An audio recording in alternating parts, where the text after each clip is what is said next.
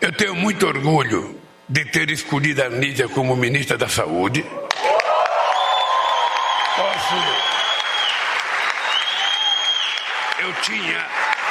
Eu tinha 4 ex-ministros, pois foi o Padilha, que sonhava em voltar a ser ministro da Saúde, que trouxe a Nízia para conversar comigo. A cientista social Nízia Trindade chegou ao governo Lula com apoio pessoal do presidente e da primeira-dama Janja da Silva.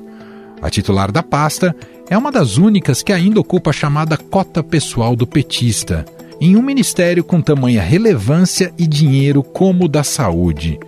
A sua atuação como presidente da Fiocruz no período da pandemia, com a criação do Observatório da Covid-19, fez com que seu nome fosse lembrado para o cargo. Reafirmamos a importância para nós da Fiocruz de termos entregue, até o dia 23 de abril, 20 milhões de doses da vacina. Completaremos as 104 milhões e 400 mil doses dessa vacina de acordo com o compromisso firmado. Mas esse é um ministério muito cobiçado pelos partidos políticos, principalmente pelo seu orçamento robusto. Não à toa, ele vive sendo alvo de legendas que fazem parte do Centrão e que, desde o ano passado, pressionam para uma demissão da ministra. Tem ministros que não são trocáveis. Tem pessoas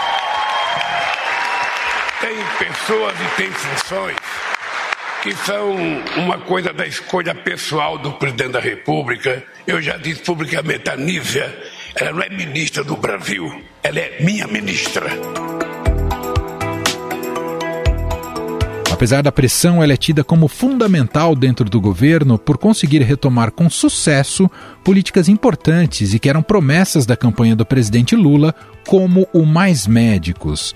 Mas, recentemente, a titular da pasta lida com sucessivos desgastes causados por falhas na condução das crises Yanomami e da dengue. Não há uma preocupação maior do Rio em relação ao Distrito Federal, ou aos municípios de Minas, ou do Acre, né, ou qualquer outra situação que venha a se verificar. Estaremos olhando da mesma forma. Eu acho que o mais importante numa situação de emergência é a resposta rápida. Então é isso que nós temos que fazer e é isso também que certamente as prefeituras farão com o nosso apoio.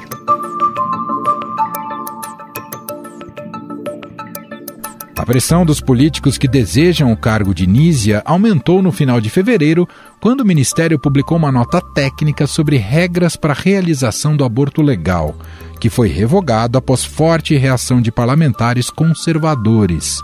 No ano passado, uma apresentação com dança erótica em um evento da pasta já tinha gerado desconforto no governo, com muitas críticas nas redes sociais.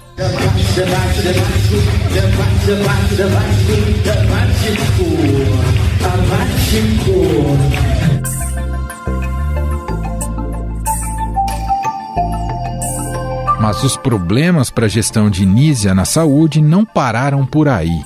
No dia 17 de março, o Fantástico da TV Globo exibiu reportagem mostrando a precariedade e os problemas de atendimento em 6 hospitais federais do Rio de Janeiro, que foram alvo da intervenção do Ministério da Saúde. Que os 6 hospitais federais administrados pelo governo federal enfrentam essa grave crise. São pacientes que reclamam da falta de atendimento e também de emergências fechadas. Tudo isso acontece em meio a disputas políticas entre os administradores desses hospitais.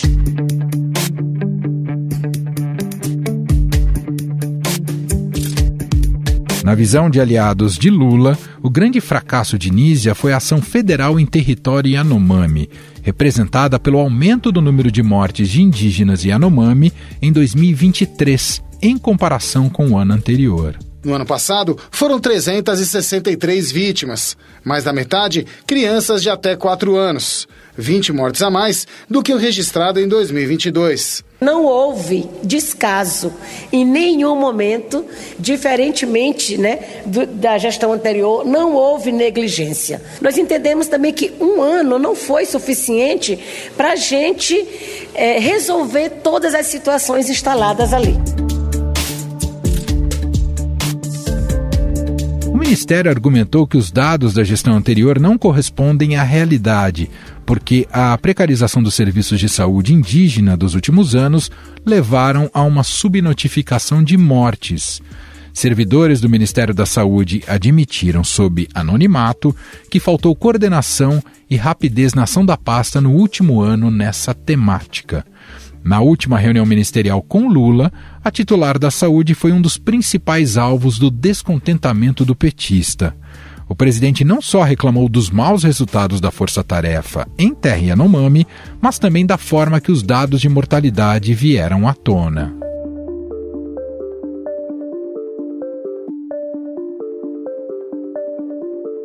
Outra área que motivou um puxão de orelha do presidente em Nísia é a epidemia da dengue, que se tornou a pior da história do país. O presidente cobrou a ministra na última reunião ministerial sobre o cenário e recebeu a explicação de que o ministério estaria fazendo a sua parte. Diante da pressão, a ministra se emocionou ao falar do trabalho do ministério. A ministra da Saúde foi cobrada a reagir às ofensivas pelo cargo dela. Segundo me relataram, a ministra ficou emocionada. Ela chorou no encontro quando mencionou os ataques que tem sofrido desde que assumiu a pasta, ataques que se iniciaram com partidos do Centrão, que cobiçam o seu lugar, e posteriormente, mais recentemente, ataques vindos de dentro do PT. Em seguida, Lula tratou de expressar sua confiança em Nísia Trindade na tentativa de protegê-la da fritura crescente alimentada pelo Centrão e pelo próprio PT. A distância que a ministra mantém do Congresso é vista com maus olhos pelos políticos. Nísia tem sido insistentemente convidada para participar da Comissão de Assuntos Sociais do Senado, que cuida de temas relacionados à saúde, mas não tem atendido aos pleitos. Afinal, até quando Lula vai conseguir segurar a ministra no cargo? A pressão do Centrão tem influência na chamada de atenção do presidente? Sobre esses temas, vamos conversar com a repórter especial de saúde do Estadão, Fabiana Cambrícoli, e a repórter do Estadão na sucursal em Brasília, Paula Ferreira. Tudo bem, Fabi? Seja bem-vinda. Oi, Emanuel, tudo bem? E você? Obrigado pelo convite. E também a repórter do Estadão na sucursal em Brasília, Paula Ferreira. Oi, Paula! Oi, Emanuel. Oi, Fabi. Vamos lá, vamos falar sobre esse assunto que está super quente aí na pauta. Vocês também, claro, acompanharam bastante sobre isso, né? A gente viu esse movimento do Lula depois da queda da popularidade do governo nas pesquisas. Ele fez aquela reunião ministerial e um dos focos da reunião ministerial um dos holofotes foi a ministra da Saúde, Nísia Trindade, né? O Lula cobrou ela de maneira até bastante contundente, mas também disse que ela está mantida e garantida no cargo. Quando eu vi esse recado do Lula, bate mais assopra, eu lembrei um pouco, e o presidente Lula até gosta disso, analogia na gestão do futebol, que quando o dirigente de clube de futebol, quando o clube está em crise, quando o dirigente vem para bancar o técnico, é porque ele está perto de ser demitido. Então eu queria já começar com essa provocação inicial aqui para vocês.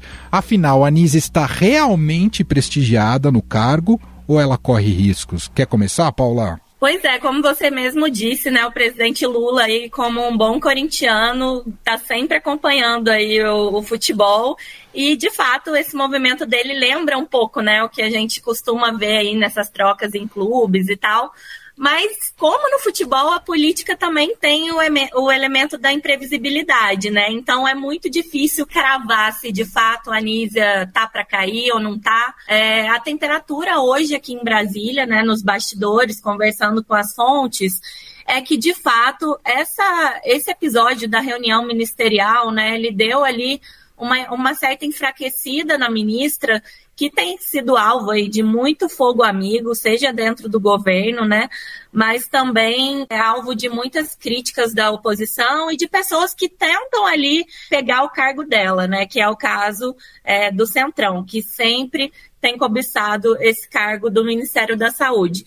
Então, hoje o que a gente pode perceber é que a Anísia, ela ainda tem um respaldo forte dentro do governo, pela trajetória dela, né, que é uma pessoa super técnica, é uma pessoa muito referenciada na área e que veio com credenciais muito altas, né, para ocupar o governo, e também pelo fato dela ter ali dentro aliados importantes, que são o ministro das Relações Institucionais e ex-ministro da Saúde, Alexandre Padilha, e a própria primeira-dama, Janja da Silva, né? Esses dois são os dois principais fiadores da Anísia, né, dentro do governo atualmente. Foram as pessoas que alçaram, de certa forma, o nome da Anísia como ministra, né?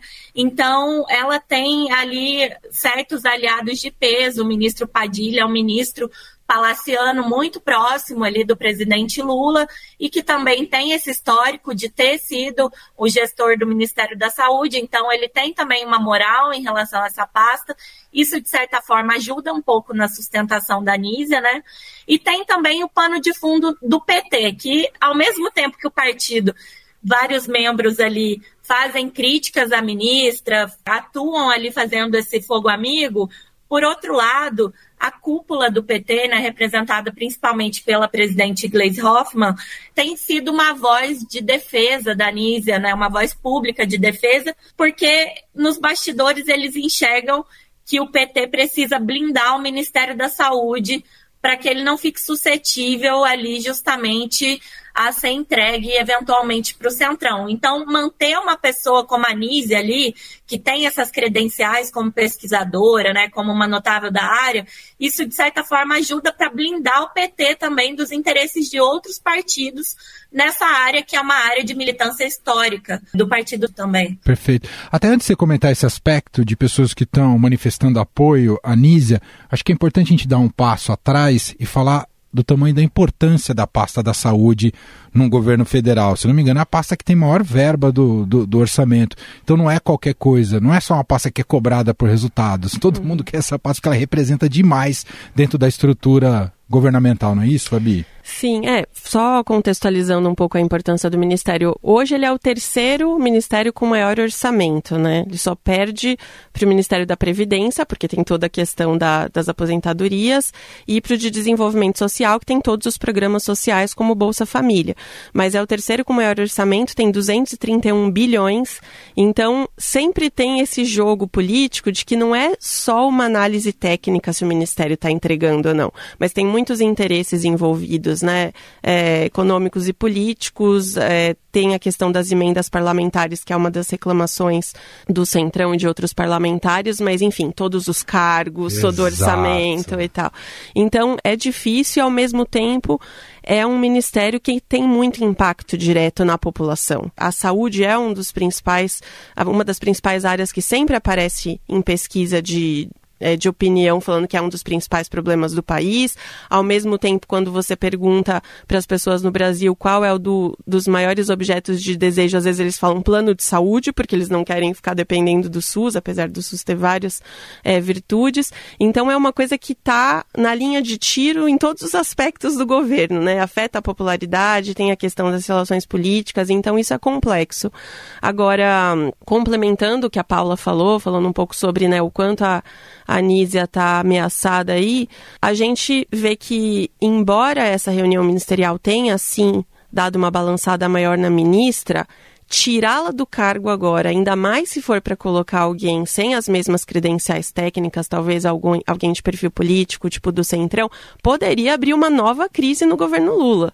Porque quando a gente fez a apuração dessa matéria que nós publicamos mostrando esses bastidores, eu fiquei impressionada porque eu falei com muitos gestores, secretários da saúde, municipais, estaduais, especialistas, entidades científicas e médicas, e todos foram mais ou menos consensuais faz no nome da Anísia, porque reconhecem a capacidade técnica dela, e ela teve um simbolismo ao ser nomeada para o Ministério da Saúde depois da gestão Bolsonaro, né? Uma gestão que durante uma pandemia, a pior pandemia dos últimos 100 anos, teve posturas negacionistas e anticientíficas. Então foi uma marcação de posição do governo Lula em colocá-la, também como a primeira mulher do Ministério a assumir esse cargo em 70 anos de existência do Ministério da Saúde.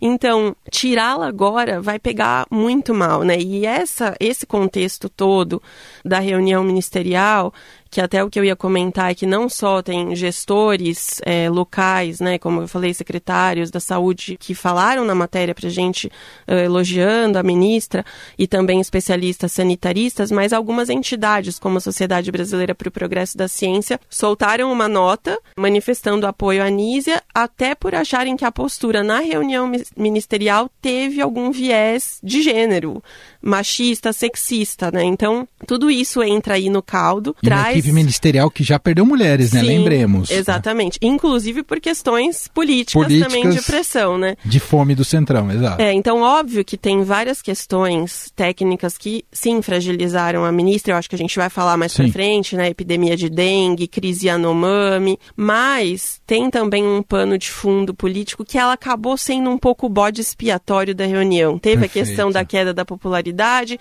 tem uma pressão. Acho que a Paula vai falar um pouco também melhor sobre a dificuldade de traquejo político dela, porque ela é um quadro mais técnico, então acho que ela perde um pouco, porque ela não tem tanto esse jogo de cintura que outros ministros que já passaram pelo ministério têm, como o próprio Padilha, que foi ministro, mas ele tem essa veia mais política. Então tudo isso entrou nesse caldeirão, deu essa balançada, como a Paula falou, a gente não sabe o que vai acontecer, porque Brasília é muito dinâmico, tudo que está acontecendo, mas seria uma possível nova crise ela ser tirada, eu acho. Perfeito. Então vou aproveitar o gancho que a Fabi colocou aqui pra gente, Paula, antes da gente entrar nos aspectos mais diretos de gestões de crises que envolvem a pasta da saúde, digo crises mais diretas envolvendo a população, como a questão da dengue, mas esse lado do traquejo político, que a gente já observou ao longo da história, ministros ou com perfil mais político ou ministros da saúde com perfil mais técnico, e sempre há casos positivos e negativos para ambos os lados. O que você pode dizer da Anísia em relação a isso, sobre esse aspecto mais do traquejo político, porque a gente sabe que em termos de currículo e visão técnica ela tem de fato, não é, Paula? Pois é, certamente esse é um dos principais pontos de fragilidade aí da ministra, né, na gestão dela. A gente ouve muita reclamação de um certo distanciamento da Anísia em relação ao Congresso. E como a gente vive um cenário político cada vez mais polarizado, né, para tocar, de fato, uma agenda nacional, sobretudo na área da saúde, que foi uma área que a gente teve recentemente muitas polarizações, né, sobre questões fundamentais, sobretudo durante a pandemia, precisa ser uma pessoa que faça essa interação com o Congresso, por exemplo. Então, há muita reclamação de que a Anísia, ela não conversa muito com os parlamentares, ela é chamada para comparecer às comissões, seja da Câmara, seja do Senado, e ela fica ali demorando muito para aceitar esses convites. Isso também vai criando uma certa saia justa para a base do governo no Congresso, porque a base fica tentando blindar a ministra de ser de fato convocada, né? Porque uma convocação é um desgaste político, né? A base fica ali trabalhando para que ela seja só convidada, mas ela também não aceita esses convites, então fica uma situação ali de pressão dentro do próprio Congresso por conta desse perfil da Anísia, de não ter esse traquejo, de conversar com os deputados, com os senadores, e isso acaba gerando ali mais uma fraqueza para ela, né, em termos de sustentação no cargo. Bom, vamos entrar nos temas de alguns aspectos mais gerais que acabam atingindo diretamente a pasta da saúde, claro, a figura da ministra Anísia, a começar para aquela que é mais urgente, né, e está presente em todas as cidades, na vida da população como um todo, que é esse momento muito difícil e delicado da dengue e da epidemia da dengue no país. Te pergunto, Fabi, em que medida dá para colocar na conta do governo federal as proporções que a epidemia tomou e também as ações para mitigá-la nesse momento de pico de dengue no país?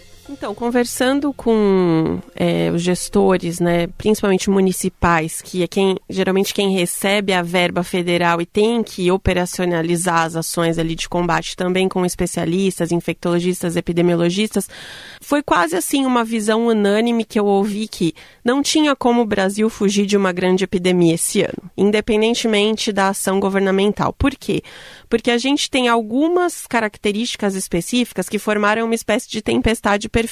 Então, a gente tem um calor extremo, essas altas temperaturas, quem está aqui no Sudeste esses dias sabe do que a gente está falando. O próprio fato das ondas de calor, ou seja, não são só altas temperaturas, mas muitos dias seguidos de calor ajudam a eclodir os ovos do Aedes aegypti. Então tem a questão do calor, a questão das chuvas, o El Niño, que também bagunça toda essa questão ambiental, e a circulação dos 4 sorotipos simultaneamente, né? Para quem não sabe, a dengue tem 4 sorotipos de vírus e historicamente, a gente quase sempre tem uma predominância do sorotipo 1. Então, a maioria da população brasileira está imunizada, porque uma vez que a gente pega um dos sorotipos, a gente fica imunizado contra ele. Sempre que tem a introdução ou circulação de um novo sorotipo, a gente tem mais pessoas suscetíveis a pegar. Então, isso está geralmente associado a uma explosão de casos. Além disso, por questões epidemiológicas e do próprio ciclo de vida do mosquito, a gente costuma ter epidemias cíclicas a cada 3 ou 4 anos.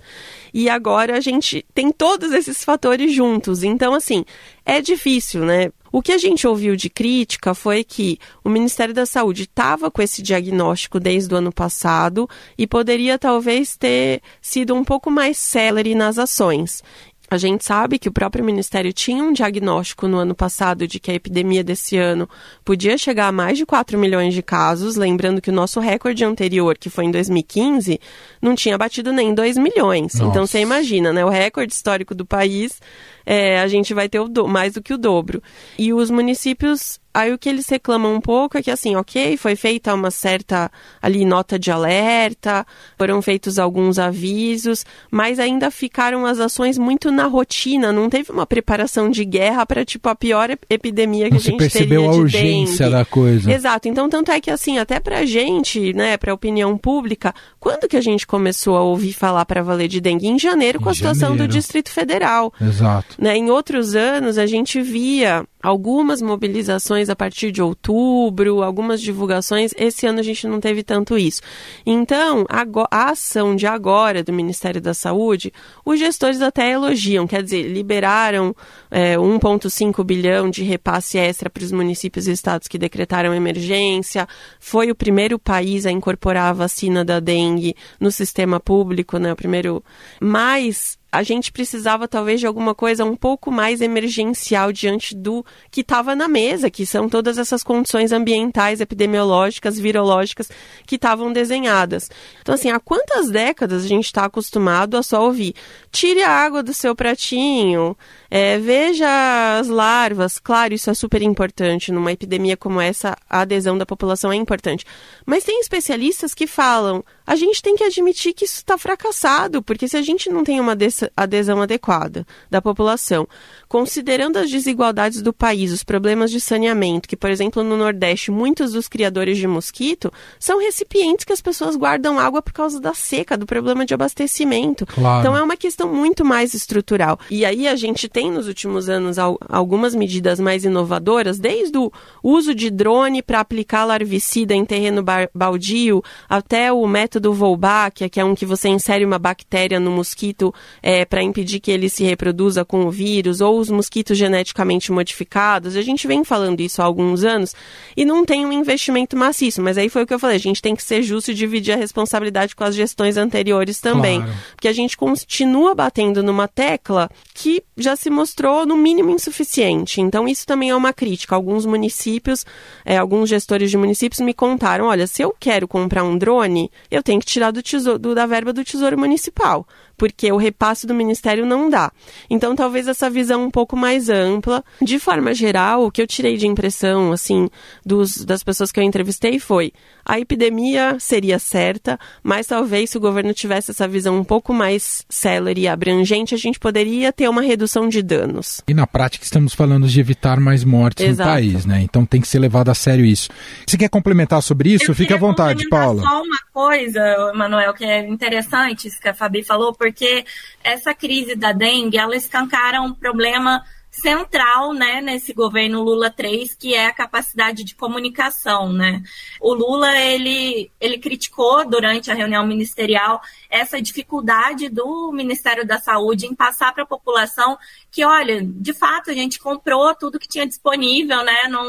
Não tem mais o que ser feito além do que foi feito em termos de vacina, mas isso é uma dificuldade que o presidente tem encontrado não só no Ministério da Saúde, mas em diversas pastas, inclusive cobrar dos ministros, né, em termos de melhorar essa comunicação, não só relacionada às ações que o governo tem feito, mas no caso da dengue, por exemplo, o que eu ouvi de pessoas de dentro do governo é que há uma avaliação de que poderia ter se intensificado campanhas publicitárias relacionadas à prevenção do mosquito, por exemplo, de combater os criadouros do mosquito, né? Então, há essa percepção interna de que o governo precisa fortalecer também as campanhas publicitárias relacionadas à dengue, né? Então, é uma questão aí também de comunicar a população, fazer com que essa mensagem chegue de fato na ponta, que o governo não está conseguindo ser eficiente. Quero colocar outro aspecto que também eu acho que acaba tendo problemas aí para a imagem da ministra Nízia Trindade, até porque foi a primeira crise que o presidente Lula enfrentou assim que ele assumiu, que se ficou claro, né, para todo o país, a gravíssima situação humanitária do povo Yanomami. A impressão que dá é que se avançou muito pouco, ainda muitos problemas relacionados ali aos indígenas. A Nízia conduziu mal essa crise também, Fabi? Eu acho que nesse caso a gente pode sim atribuir um pouquinho, ao contrário da dengue, né, que tinha todo esse contexto aí externo, mas nesse caso teve uma falha grave do Ministério da Saúde, claro que não só, acho que a Paula pode até comentar melhor depois os outros aspectos envolvidos nessa crise Yanomami, ambiental, a questão do garimpo, mas no aspecto da saúde, o que aconteceu, pelo que a gente conversou também com fontes de dentro do Ministério, é que teve um primeiro momento de muita intensidade, como você falou, o presidente Lula, a ministra Nízia foi para lá, falou com as lideranças indígenas, anunciou uma série de investimentos, uma força-tarefa. Então teve ali um atendimento, uma assistência mais emergencial à população e as ações estruturantes depois não foram feitas num cenário que é desafiador por si só, por conta de toda essa questão da disputa por terras, do garimpo ilegal, de tudo que a gente viu acontecer também na última gestão federal, né, de uma negação ali dos direitos dos povos indígenas. Então tinha já um passivo. E aí, se você não trabalha em ação estruturante, é óbvio que vai voltar para uma situação muito grave. Passado esse primeiro momento de emergência, a ministra não teve um acompanhamento tão próximo, ficou muito focado na SESAI, que é a Secretaria de Saúde Indígena, dentro do Ministério, né? E dentro dessa secretaria, o que a gente ouviu é que as pessoas não tinham muita experiência em gestão, ou não tinham muita experiência em trabalho de campo. Alguns até eram acadêmicos respeitados no tema, mas nunca tinham passado pela dificuldade que é isso, não é só você conseguir contratar o médico, é você se ver numa situação que você coloca o médico no posto e vem o garimpo, incendeia o posto e expulsa os caras. Então, assim, é muito mais complexo. E outras questões, assim, que a gente também ouviu de ficarem muito tempo debatendo o diagnóstico da situação, não partindo para as ações concretas. Até um exemplo que a gente traz na matéria, que eu acho que é muito simbólico, é que parte ali da equipe dos Médicos Sem Fronteiras, que é aquela organização internacional que está atuando lá também de forma colaborativa, eles sugeriram usar um protocolo de alimentação, que é uma espécie de pasta ali alimentar, que tem vários nutrientes e que é usado em condições de muita vulnerabilidade. Eles usam nas ações na África, justamente porque você consegue levar o alimento até as aldeias, as comunidades, não tem tanta dificuldade de armazenamento e você consegue repor os nutrientes, por exemplo, em caso de desnutrição infantil. houve uma resistência entre alguns técnicos ali do Ministério, e essa proposta que foi feita no ano passado pelo Médicos Sem Fronteiras está em análise até hoje. Então, como que, né, não se tira, assim, uma instituição super acostumada a lidar com esse tipo de situação, né? Isso foi uma coisa que a gente ouviu também, que às vezes nesse ímpeto ali daquela nova equipe comandar uma ação que era um símbolo do novo governo, desprezou-se um pouco a experiência de pessoas que estavam no campo e tinham que contribuir, né? E assim, importante dizer, eles até argumentam que essa comparação talvez não seja adequada, porque os números do governo Bolsonaro podem estar subnotificados, porque eles tinham uma estrutura ali de serviços de saúde mais precária, mas o que a gente ouviu de especialistas é que, assim, mesmo que o número do governo anterior seja maior, ainda assim, 363 mortes no território, muitas delas evitáveis por malária, por desnutrição infantil, por diarreia, é uma coisa mesmo a ser criticada. Fabi, só para a gente arredondar aqui nossa conversa e não parecer que tudo é um grande quadro negativo e de problemas no Ministério da Saúde, há trunfos também que a ministra Nízia pode ostentar daquilo que ela já fez na pasta até aqui, não é isso, Fabi? Na verdade, no primeiro ano do governo Lula, no ano passado, ela até era vista como uma das melhores avaliadas na gestão, porque ela conseguiu retomar de forma rápida programas que eram muito importantes para a pasta e para o PT, né? Então, só lembrando, ela retomou mais médicos e conseguiu um bom resultado. O número de médicos atuando pelo programa bateu recorde, chegou a 25 mil, sem precisar do acordo com os cubanos, que era um ponto polêmico. Ampliou o programa Farmácia Popular, conseguiu reverter depois de 5, 6 anos a tendência de queda nas coberturas vacinais, que era uma outra bandeira muito importante. Verdade. Então, esses três fez também uma ação ali para reduzir as filas do SUS. Então, esses programas, eles tiveram, né, pelos que a gente conversou com os especialistas e gestores, tiveram bons resultados no primeiro ano e dão também ali um contraponto a essas últimas crises da ministra. Agradeço demais aqui a participação hoje, nessa edição aqui do podcast da repórter especial de saúde do Estadão, Fabiana Cambricoli. Obrigado, Fabi, mais uma vez participar aqui com a gente. Eu que agradeço, obrigada. E também da repórter do Estadão em Brasília, acho que participa pela primeira vez com a gente e adoramos, Paula Ferreira. Obrigado, viu, Paula? Obrigada, Emanuel, adorei também. Um abraço. Estadão Notícias.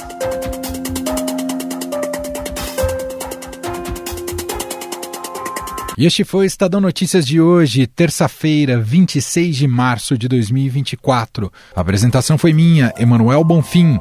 Na produção, edição e roteiro, Gustavo Lopes, Jefferson Perleberg e Gabriela Forte. A montagem é de Moacir Biasi. E o nosso e-mail, podcast@estadão.com. Um abraço para você e até mais.